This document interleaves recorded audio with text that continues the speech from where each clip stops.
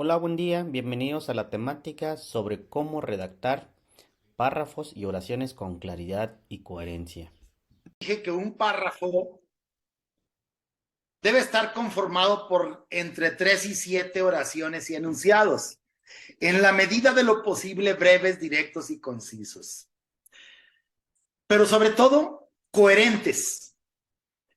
Si ustedes han identificado a líderes de investigación a nivel internacional, pues solo publican en inglés, preferentemente publican en inglés, y ustedes analizan la estructura de sus artículos y se van a dar cuenta que las sentences en inglés son breves, directas y concisas, además de coherentes. La manera más sencilla de conformar un buen párrafo es simple y llanamente con 3 ideas, que pueden ser tanto oraciones o bien solo oraciones o enunciados o oraciones y enunciados mezclados. Un buen párrafo debe tener 3 partes. La idea sobre lo que se tratará a manera de introducción, de 1 a 5 ideas a manera de desarrollo y una conclusión. ¿Cómo le podremos dar coherencia de la manera más sencilla a un párrafo? Y esto es lo que ustedes pueden apreciar aquí en esta parte que estoy subrayando y que me voy a permitir explicar. Yo les daba en la mañana un ejemplo de una oración breve, directa, concisa. Mi novia es bonita. Y ahí vemos claramente los 3 elementos: sujeto, el verbo y el complemento. Una oración breve, directa, concisa. Luego, si yo deseo dar más información sobre el mismo sujeto, puedo usar palabras conectoras, como también, asimismo, por lo tanto, entre otras muchas palabras, ¿verdad? Y yo aquí uso también como palabra conectora y una coma. Y luego escribo la oración. Ella, pero fíjense, ya no usé mi novia, sino un pronombre en vez de mi novia, ella. ¿Cómo es? El vez es el verbo. Y luego aquí 2 adjetivos: agradable y simpática. Entonces esto es un enunciado. Tengo la palabra conectora y una coma, más un pronombre, más un verbo, más el complemento. Y luego, si quiero yo manejar la idea de que ella no me conviene o algo en ese sentido, entonces puedo usar un conjunto de palabras conectoras, pero que denoten contraste a lo que ya había descrito. Y son palabras conectoras. Sin embargo, le voy a poner peros a mi novia, que es bonita, agradable y simpática. Y entonces, ella es muy pobre. Esa es la conclusión. Interpretémoslo como queramos. Va a depender del lector, como lo interprete, pero desde luego, allá, con esto de sin embargo, estoy contrastando lo que había escrito antes y además lo estoy manejando a manera de conclusión. Es lo que el autor desea enfatizar. Espero darme a entender sobre los elementos de un párrafo: introducción, desarrollo y conclusión. ¿Vale? Miren, aquí usamos en las 3 ideas prácticamente al mismo sujeto. Es la manera más sencilla de darle coherencia a los elementos que van a conformar un párrafo. Otra forma la tenemos aquí abajo. Miren ustedes. Mi novia, también igual como sujeto, el verbo tiene un cuerpo escultural. Tenemos una oración breve, directa, concisa.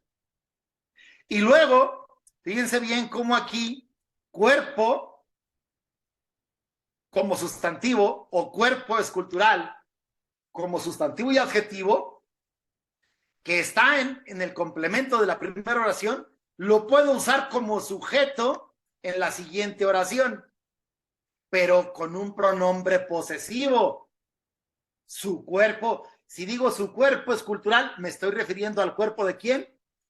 Del sujeto que tengo en la primera oración, en la anterior. El cuerpo de mi novia es producto del deporte que practica de manera cotidiana. Entonces, fíjense cómo ahora como sujeto usé un sustantivo posesivo en el, ¿verdad? Que está en el complemento de la oración anterior, pero ahora lo usé ese sustantivo como sujeto para tener otra oración en donde tengo sujeto, verbo y complemento. Y luego puedo concluir. Y vean ustedes, doy la explicación al usar esta palabra conectora como entonces, por lo tanto, por consiguiente, ¿verdad? Y voy a retomar también un sustantivo que tengo en el complemento para retomarlo como sujeto. Y digo la práctica cotidiana de algún deporte, el sujeto, y luego el verbo induce. ¿Qué induce? El desarrollo de un cuerpo con apariencia admirable. ¿Qué tengo aquí? Un enunciado, palabra conectora, la coma, el sustantivo en el complemento de la oración anterior como sujeto, el verbo y el complemento.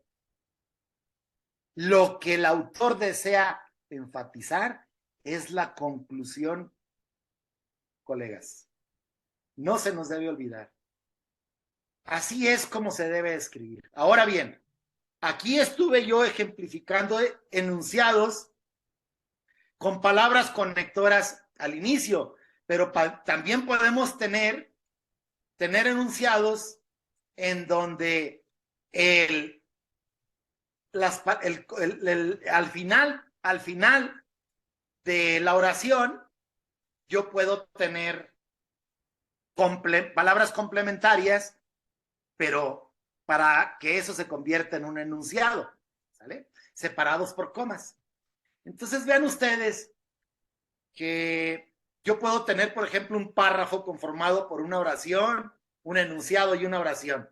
Entonces, ¿qué tendré? Sujeto más verbo más complemento, palabras conectoras más sujeto más verbo más complemento. Recuerden ustedes que después de las palabras conectoras debe haber una coma. No coma entre el sujeto y el verbo, eso es incorrecto, ¿verdad? Y luego al final otra oración breve, directa, concisa. Así es de simple. Miren, yo esto lo explico, les podría decir, esto es sencillo. Pues sí, pero resulta que escribir de esta manera nos resulta sumamente difícil porque tendemos a escribir como hablamos. Si hablamos mal, es obvio que tendemos a escribir también con muchos errores gramaticales y hasta ortográficos, y no se diga de sintaxis y sobreusos de los signos de puntuación.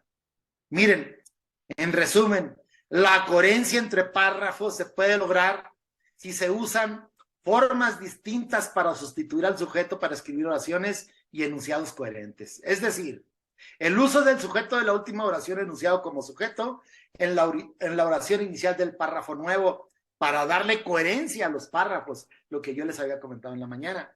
También puede ser que usemos un sustantivo del complemento de la última oración o enunciado como sujeto en la oración inicial del párrafo nuevo. Estas dos formas son válidas para otorgarle coherencia a los párrafos.